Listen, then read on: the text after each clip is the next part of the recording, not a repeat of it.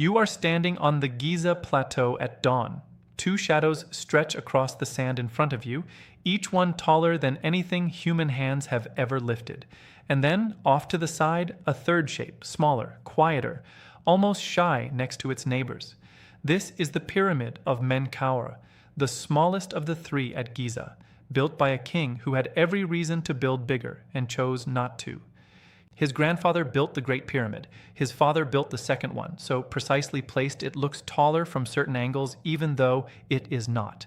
Two men who turned stone into a competition for eternity, then Menkaure takes the throne. And somewhere beneath these sands, inside a burial chamber cut from solid granite, something happens that breaks the pattern his family had followed for 2 generations. We will come back to that chamber, because what was found inside it centuries later would sink to the bottom of the ocean. Why did the son of 2 of history's greatest builders choose to build small? Stay with me. To understand Menkaure, you have to understand the world he was born into. Egypt, around 2500 BC, the Old Kingdom, a time when a pharaoh's power was measured in stone. His grandfather, Khufu, had already answered the question of scale. His pyramid still stands as one of the largest structures ever built by human beings, full stop. His father, Khafre, answered it again, building on higher ground so his monument would dominate the skyline forever. By the time Menkaure was crowned, the message from his ancestors was clear. Bigger means eternal. Bigger means remembered. But here's what most people miss. Menkaure's pyramid is less than half the height of his grandfather's. And it wasn't because he ran out of ambition. Look closer at the lower courses of his pyramid, and you can still see something strange. Blocks of pink granite carried from Aswan, over 500 miles down the Nile. Granite is harder to cut than limestone, harder to transport, far more expensive in labor and time. He built smaller, but he built with the hardest, rarest stone in Egypt. Was this a king with less to prove? Or a king proving something entirely different? Nobody knows for certain. The evidence remains incomplete, but it gets stranger. In 1908, an American archaeologist named George Reisner began digging near Menkaure's temple. What his team found would change how historians saw this king forever. Statues, carved from a hard, dark stone called greywacke. In each one, Menkaure stands between 2 goddesses. One of them is Hathor, mother of the sky, protector of kings. Here is what makes these statues different from anything his father or grandfather left behind. Khufu is barely represented anywhere at all, just a single small ivory figure, found almost by accident. Khafre carved himself as a god-king, seated, distant, untouchable. Menkaure is shown standing among the divine, close to them, almost one of them, but still clearly a man. And then there's Herodotus. Writing more than 2,000 years after Menkaure died, the Greek historian recorded something remarkable. He claimed that after Khufu and Khafre had closed the temples and burdened the people, Menkaure reopened them, let the people worship again, ruled, in his words, as a just king. Now, Herodotus wrote centuries later, secondhand, through translators.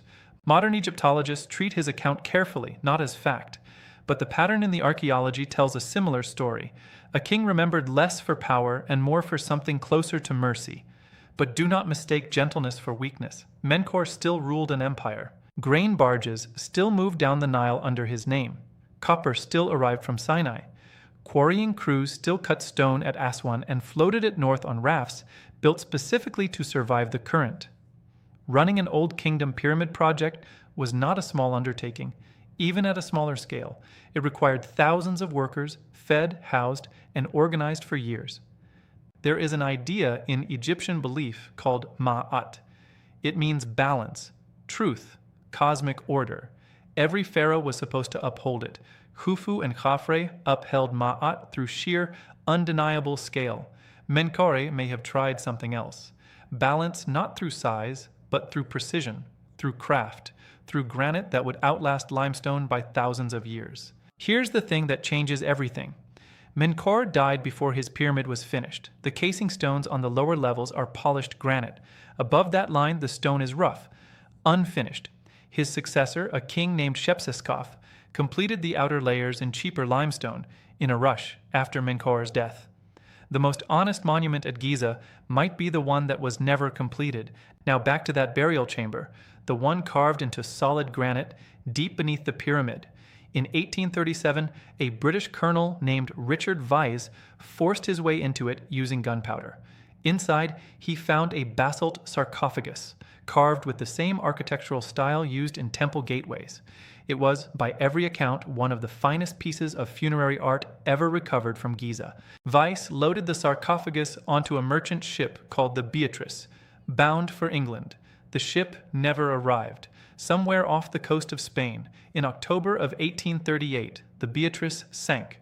Menkaure's sarcophagus went down with it and has never been recovered. A king who may have chosen mercy over dominance, who built in the hardest stone he could find so his monument would last, whose statues show him standing beside the gods instead of ruling above his people. And in the end, the one object built specifically to protect his body for eternity is somewhere on the floor of the Atlantic, lost to the same sea that swallowed empires far larger than his. Here's the turn nobody expects. Losing the sarcophagus didn't erase Menkaure. If anything, it sealed his story. A pyramid smaller than his father's, records thinner than his grandfather's, a body lost at sea instead of resting in eternity, and yet you know his name. Every pharaoh at Giza wanted the same thing, to be remembered forever. Khufu chased that through height. Khafre chased it through dominance. Menkaure may have chased it through something quieter, craft, balance, a reputation for ruling with a lighter hand. 3,000 years later, that is often what survives. Not the tallest structure, not the largest army.